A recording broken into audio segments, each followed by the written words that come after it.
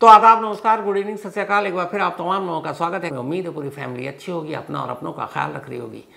आज की इस अफसोसनाक कहानी को सुनाऊं और बताऊं कि अब तक क्या कुछ हुआ और ये हादसा क्यों कर हुआ होगा, उससे पहले जाको राखे साइयां मार सके ना कोई, ये हैरत अंगेज करिश्मा हुआ एक, जिस एयर इंडिया की इस फ्लाइट में जो अहमदाबाद से लंदन के लिए आज अहमदाबाद के एयरपोर्ट से जिसने उड़ान भरी, उसमें 242 मुसाफिरों और क्रू मेंबर के साथ एक 11A सीट नंबर पर एक शख्स बैठा था जिसका नाम है विश्वास रमेश कुमार।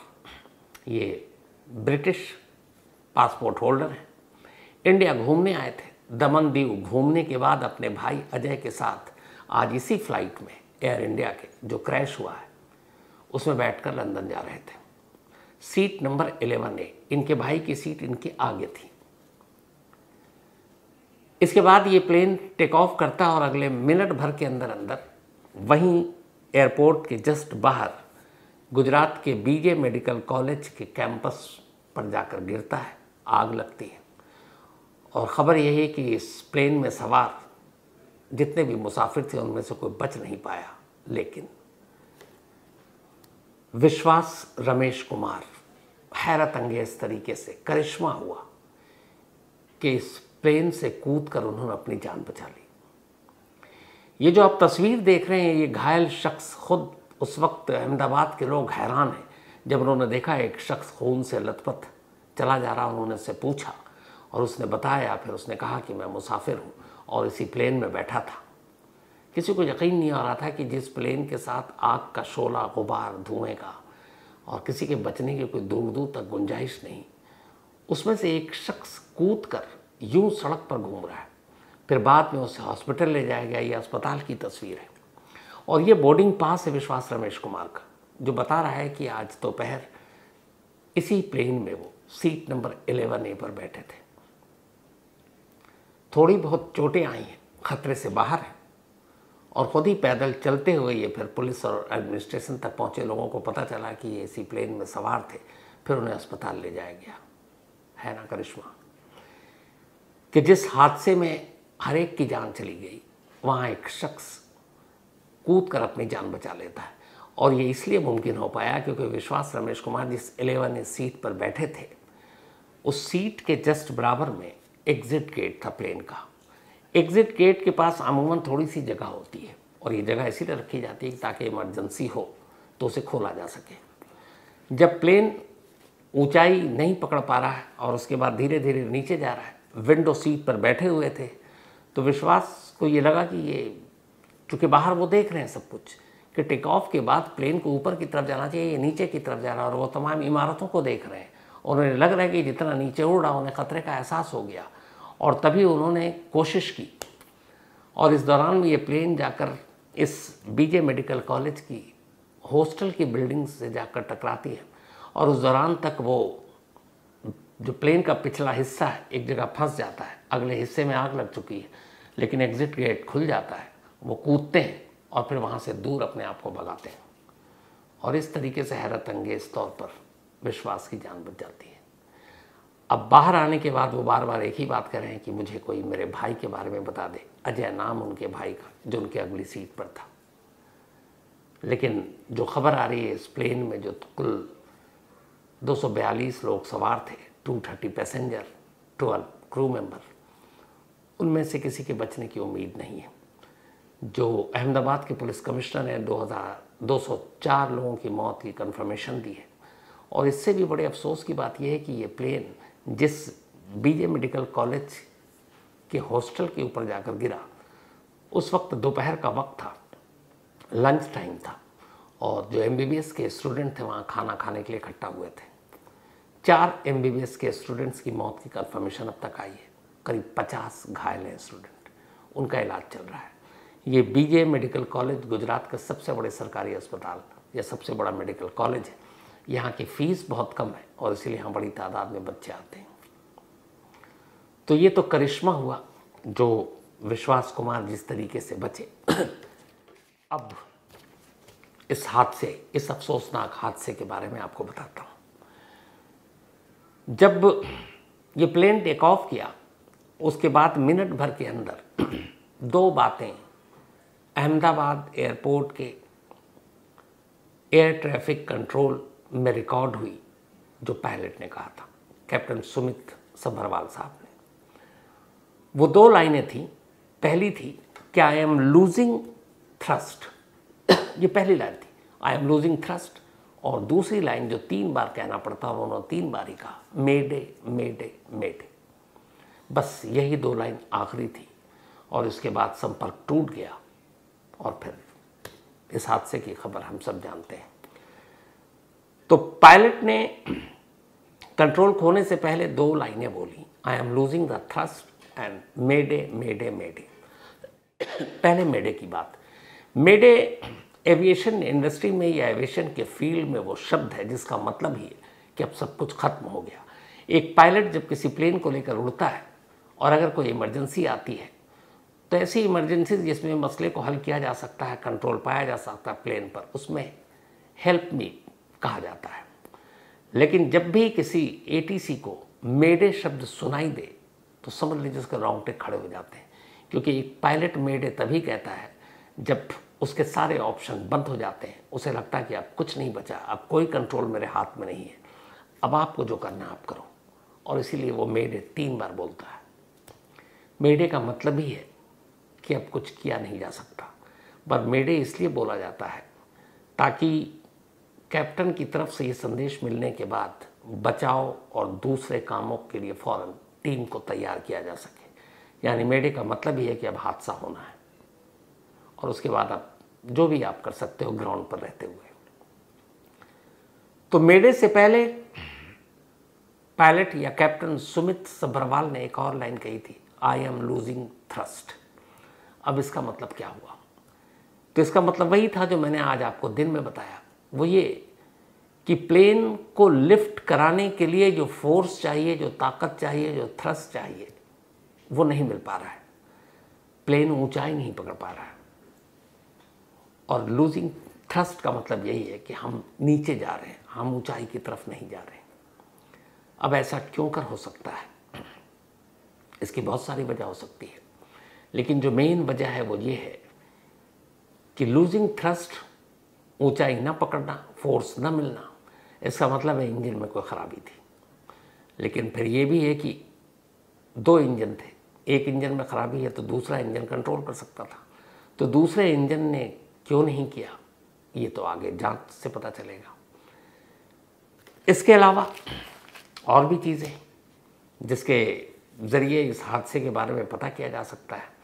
अभी तो राहत और बचाव का काम चल रहा है, लेकिन जैसा मैंने उस वक्त कहा था दिन में, 2-3 तरह की चीज़ें होती हैं जब प्लेन टेक ऑफ करता है और उसके बाद अगर उसको थ्रस्ट नहीं मिल रहा है, यानी कि वो हाइट नहीं पकड़ रहा है, लिफ्ट नहीं हो रहा है। पहला तो ये कि थ्रस्ट नहीं हो रहा है। दूसरा ड्रैग। ड्रैग जो होता है वो पीछे से फोर्स देता है प्लेन को ऊंचाई पकड़ने के लिए। तो अगर पीछे से भी फोर्स नहीं मिल रहा है, ड्रैग नहीं कर रहा है, एक तो थ्रस्ट नहीं हो रहा है, ड्रैग नहीं हो रहा है, तो कुछ प्रॉब्लम है। और जब लिफ्ट ऊपर की तरफ उठा रहा है और लिफ्ट हो ही नहीं रहा है तो भी एक प्रॉब्लम है। इसके अलावा जो वेट होता है अपना, वो वेट भी फोर्स करता है, पुश करता है। प्लेन का वेट काफ़ी होता है और ये सारी चीज़ें मिलकर पुश करती हैं। लेकिन टेक ऑफ की स्पीड 300 किलोमीटर के आसपास रनवे पे दौड़ने के बावजूद अगर पायलट ने इसको थ्रस्ट जो है लूज़ कर रहा था, तो इसका मतलब है कोई ना कोई तकनीकी खामी है। हालांकि 7878 ये जो प्लेन था, ये दुनिया में पहली बार हादसे का शिकार हुआ। इसके बारे में कहते हैं कि इसमें ऐसी गलतियां हो ही नहीं सकती हैं। और अभी भी जो एक्सपर्ट कह रहे हैं कि उसमें यह है कि शायद इसके पीछे इंसानी गलती भी हो सकती है। लेकिन अब इंसानी गलती है या फिर मशीन की गलती है, ये सब तो आने वाले वक्त में पता चलेगा। लेकिन पूरी इस हादसे को समझने के लिए जो भी एक्सपर्ट्स के साथ बातचीत हुई, आपको सिलसिलावार वो बताना चाहता हूँ। टेक ऑफ के वक्त एक प्लेन हादसे का शिकार कैसे हो जाता है, क्योंकि आज टेक ऑफ में हुआ है। असल में टेक ऑफ सबसे रिस्की चीज़ होती है। क्योंकि ये विमान जो है, ये जो प्लेन है, ये रनवे पर ग्राउंड से एक हाई स्पीड पकड़ता है उड़ने के लिए, और पायलट के पास बेहद कम वक्त होता है। रनवे जहाँ पे स्टार्टिंग पॉइंट है और वो एंड पॉइंट जहाँ से प्लेन को लिफ्ट करना है, मतलब ऊपर उड़ना है, पहिया अब रनवे को छोड़ देगा। तो स्टार्टिंग पॉइंट से एंड पॉइंट जो है, लिफ्ट वाला पॉइंट और स्टार्टिंग पॉइंट, इसको कवर करने में पायलट के पास मुश्किल से 5 से 10 सेकंड का वक्त होता है। प्लेन की स्पीड लगातार स्टार्टिंग पॉइंट के बाद तेज़ी होती जाती है और मैक्सिमम 300 किलोमीटर पर आवर के हिसाब से जाती है। तो अब जैसे ही स्टार्टिंग पॉइंट से टेक ऑफ के लिए एक प्लेन तैयार होता है, इंजन स्टार्ट हुआ और अभी स्पीड पकड़ रही है, अभी रनवे पे दौड़ना है उसको, पहले एक कार या बस या गाड़ी की तरह, क्योंकि अभी तक वो हवा में नहीं है। तब उस वक्त एक पायलट को देखना होता है स्टार्टिंग पॉइंट पे इंजन और उस स्पीड के हिसाब से कि पहला इंजन बिल्कुल सब काम कर रहा है, क्योंकि इंजन सब कुछ चेक होता है टेक ऑफ से पहले, तो वो सारी चीज़ें देखते हैं। इसके बाद रनवे ठीक है, खाली है, कोई अवरोधक तो नहीं है, बीच में कोई प्लेन तो नहीं आ रहा ताकि टकराए नहीं, क्योंकि स्पीड इतनी है। तीसरा, मौसम बहुत बड़ा रोल प्ले करता है, क्योंकि हवा का रुख और हवा, ये सारी चीज़ें मैटर करती हैं। थ्रस्ट इसीलिए है क्योंकि हवा का इसमें बहुत बड़ा रोल होता है।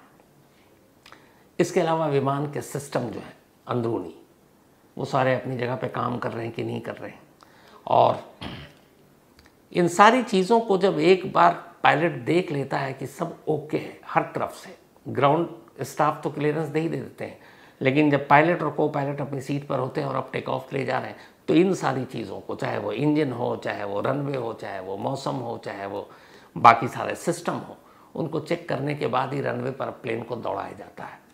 और उस दौड़ाने के बाद अब टेक ऑफ के दौरान प्लेन कैसे क्रैश कर सकता है, क्या वजह हो सकती है? तो पहली वजह हो सकती है इंजन का फेल होना। टेक ऑफ के दौरान इंजन के ऊपर काफ़ी प्रेशर होता है, क्योंकि आप ग्राउंड पर हैं, आपको स्पीड पकड़नी है, प्लेन का अपना एक वेट होता है। अगर सपोज अहमदाबाद से जो ये लंदन की फ़्लाइट है, इंटरनेशनल फ़्लाइट में एक पैसेंजर 2 बैग मिनिमम जो वेट कैरी कर सकता है 23 kg, तो पर पर्सन 46 kg का लगेज होता है, 2 बैग। और जो इतनी दूरी का सफ़र करते हैं US UK, तो जाहिर सी बात है वो 46 kg एवरेज लेकर ही चलते हैं। अब 230 पैसेंजर्स हैं, अब 230 पैसेंजर के हिसाब से आप 46 पर पैसेंजर जोड़ लीजिए कितना वेट होगा, तो उसका अपना, प्लेन का अपना वेट। तो अब ऐसे वक्त में रनवे से प्लेन को, इस भारी भरकम प्लेन को लेकर उड़ना है, तो पहला इंजन का फेल होना, दूसरा बर्ड हिटिंग, क्योंकि जो चिड़िया या बर्ड्स हैं ये बहुत ऊंचाई पर नहीं मिलते हैं, ये ख़ास ऊंचाई तक ही रहते हैं, और शहरी आबादी या एयरपोर्ट जहाँ बस्तियाँ होती नहीं मिलते, सुनसान जगह पर नहीं उड़ते। तो एयरपोर्ट के आसपास अमूमन घर होते हैं, बस्तियाँ होती हैं, होटल होते हैं, तो वहाँ पर बर्ड हिटिंग के ज़्यादा खतरा होता है। इसलिए bird hitting generally take off या फिर लैंडिंग के वक्त इसका खतरा बना रहता है। तो दूसरा है बर्ड हिटिंग। तीसरा है फ्यूल प्रेशर। फ्यूल प्रेशर की प्रॉब्लम ख़ासतौर पर गर्मी के मौसम में ज़्यादा होती है, क्योंकि आप लंबी दूरी की जब फ्लाई करते हैं तो आपका टैंक फुल होता है। अब अहमदाबाद से लंदन की दूरी अराउंड 7000 किलोमीटर है, 9500 किलोमीटर तक नॉन स्टॉप ये जो 7878 है, जो अहमदाबाद से जिसने उड़ान भरी, वो उड़ सकता है। और जनरली अगर आप सपोज दिल्ली से मुंबई भी जा रहे हैं तो भी फ्यूल टैंक में उतनी ज़रूरत ना हो तो भी ज़्यादा लेकर चलते हैं इमरजेंसी के लिए, कल को रन में बिज़ी हो या कोई और बात हो, बहुत सारी चीज़ें हो सकती हैं, आपको हवा में घूमना पड़ सकता है, तो इसलिए।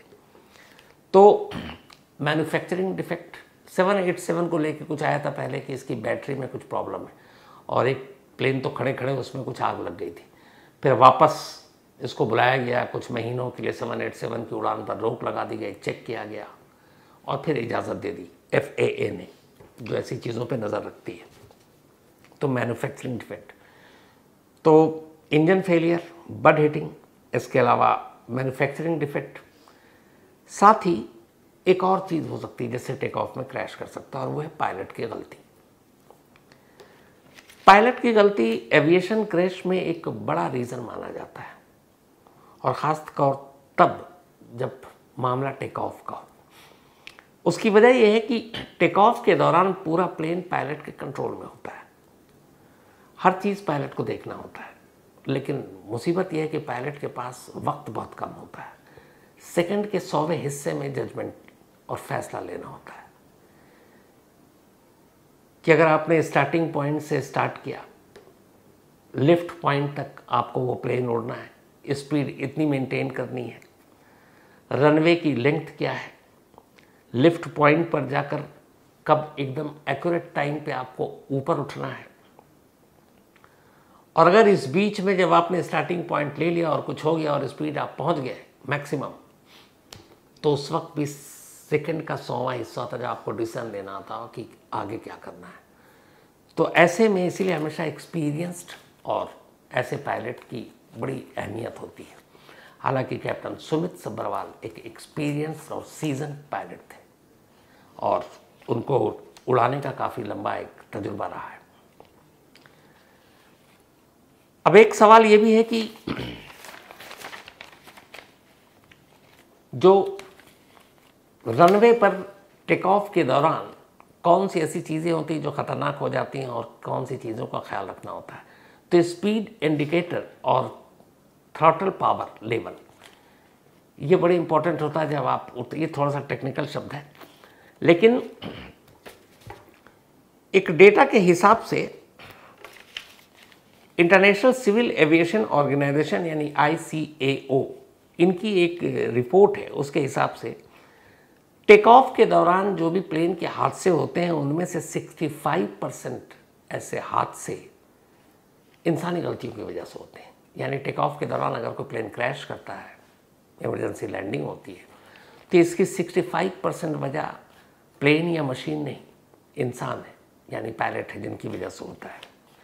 20% टेक्निकल खराबी की वजह से होता है, 10% मौसम इसके लिए जिम्मेदार होता है और 5% अन्य कारण होते हैं, जैसे बर्ड सेटिंग या कुछ मौसम का। जैसे मैंने बताया कि जो एक्सपर्ट्स ने बताया था और जो आज बड़ा उस पर सीरियसली देखा जा रहा, जांच भी होगी आगे, कि जितनी गर्मी टेम्परेचर ज़्यादा होता है हवा उतनी पतली हो जाती है। और ऐसे में जो खुद पायलट ने आखिरी में ये कहा है कि आई एम लूजिंग थ्रस्ट, तो वो फोर्स नहीं मिल पाया उस प्लेन को जो उसको लिफ्ट करा सकती, ऊंचाई प्रदान कर सकती। तो मौसम का भी इसमें एक बड़ा रोल होता है। तो ये तो खैर जांच की बात है। अब मैं बोइंग 7878 जो ड्रीमलाइनर थी, ये प्लेन जो आज हादसे का शिकार हुई है, दुनिया के बेस्ट एडवांस प्लेन में इसे की गिनती होती है। 11 साल पहले इसे खरीदा गया था। एयर इंडिया का मर्जर जब टाटा के साथ हुआ तो अब ये टाटा के साथ जुड़ा हुआ है। इसे एक प्लेन, इसकी इतनी ज़्यादा वो है इसकी खासियत कि इसकी जो लाइफ होती है 44,000 टाइम्स ये उड़ान भर सकती है, 44,000 बार। 44,000 आप समझिए कितना चक्कर हो गया। यानी कम से कम 30 से 50 साल तक एक 787 ड्रीमलाइनर एक्टिव रह सकता है, उड़ान भर सकता है। मतलब 30 से 50 साल तक की इसकी लाइफ होती है एंड 44,000 उड़ान। इसकी जो कंपनी है जो बोइंग बनाती है, 15 साल के अंदर ये पहली बार हादसा हुआ है। 1787 ड्रीमलाइनर का कभी कोई हादसा नहीं हुआ और उसकी वजह यही है कि कहते हैं कि ये बहुत ही एडवांस टेक्नोलॉजी के साथ बना हुआ प्लेन है। हालांकि बीच में कई बार इसको लेकर 787 को लेकर खुद इस बोइंग में काम करने वाले कुछ स्टाफ ने कंप्लेन की थी और उनका कहना ये था कि असल में बोइंग विमान की सुरक्षा और ईंधन के खर्च को कम करने पर तुला हुआ है ताकि बर्डन कम हो। और साथ में ये भी कहा था कि जो बोइंग 787 को बनाया जा रहा है उसके पार्ट्स अलग अलग जगहों पर अलग अलग कंपनियों को ठेके दिए गए हैं और वो सारे पार्ट्स बनकर एक जगह आते हैं और उन्हें जोड़ा जाता है। तो उसमें एक दिक्कत ये आ रही है कि सपोज़ एक प्लेन के अगर 5 हिस्से हैं तो एक हिस्सा एक कंपनी बना रही है, दूसरा बी, तीसरी सी, चौथी 5 और कहीं और बनी, फिर छठे जगह पर लाई गई बोइंग के असली जगह पर, और अब उन सबको असेंबल किया जाता है। तो जब असेंबल किया जाता है तो बीच में गैप कई बार रह जाता है, क्योंकि पांचों अलग अलग एक ही प्लेन के 5 पार्ट्स 5 अलग कंपनियां बना रही हैं, असेंबल एक जगह हो रहा है, तो कई बार वो परफेक्ट नहीं होता कि जब एक साथ बिना गैप के जुड़ जाए। इसकी कंप्लेंट आई थी और जिसको बाद में बोइंग ने माना भी था, और उन्होंने कहा था कि हम इसको दूर कर रहे हैं। ऐसी कंप्लेंट आई, लेकिन आज तक कभी बोइंग को इस तरह की शिकायत का सामना नहीं करना पड़ा, इस तरह के क्रैश का सामना नहीं करना पड़ा। लेकिन आज 787 पहली बार क्रैश किया। इसमें 230 जो मुसाफिर थे, 169 इंडियन थे, 53 ब्रिटिश थे, 7 पुर्तगाल के थे, 1 कनाडा के थे, और दोनों पायलट भी इस प्लेन में सवार थे। अहमदाबाद एडमिनिस्ट्रेशन, वहाँ की पुलिस, वहाँ की फायर ब्रिगेड, वहाँ के हॉस्पिटल की तरफ से जो खबर आ रही है वो अच्छी खबर नहीं है। उनका कहना है कि इस प्लेन हादसे में बचने की किसी की कोई गुंजाइश नहीं है, बल्कि जो ज़मीन पर थे वो भी इसके चपेट में आ गए, और ज़मीन पर चपेट में आने वाले ज़्यादातर MBBS के स्टूडेंट्स हैं जो सरकारी कॉलेज में थे। और इत्तेफाक से जब ये प्लेन गिरा, दोपहर का वक्त था, 1:39, और ये सारे स्टूडेंट्स उस वक्त इस मेडिकल कॉलेज के मेस में खाना खाने के लिए आए थे, और तभी अचानक ये प्लेन गिरा। ब्रिटिश, चूंकि इसमें 53 सिटीजन थे, तो वहाँ की टीम भी अब इंडिया आएगी इस पूरे हादसे की जांच के लिए, क्योंकि 53 नागरिक उनके भी हैं। आगे एविएशन के एक्सपर्ट्स, बोइंग के एक्सपर्ट्स ये भी पहुँचेंगे, सारी चीज़ों की जांच होगी। और इस वक्त सबसे बड़ी दिक्कत ये है कि जो मौत हुई है, क्योंकि प्लेन में आग लगी, लाशें ना देखने लायक है ना दिखाने लायक है। ये समझ लीजिए कि जैसे मिट्टी का खिलौना, बुरी तरह से जली हुई, जिसको आइडेंटिफाई ही नहीं किया जा सकता। और ज़्यादातर जो लाशें हैं उनको पहचानना मुश्किल है। तो पहचानना मुश्किल है तो फिर सवाल ये है कि जो उसमें सवार मुसाफिर थे, उनमें से उनके परिवार वालों को कैसे उनकी लाशें सौंपी जाएंगी।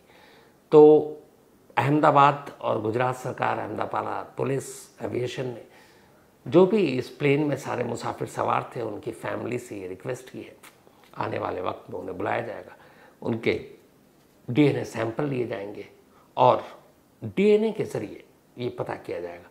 लेकिन कई लाशें तो कटी फटी और कई लाशें ऐसी हैं कि वो साबुत भी नहीं है। तो ये भी एक अजीब तथ्य है।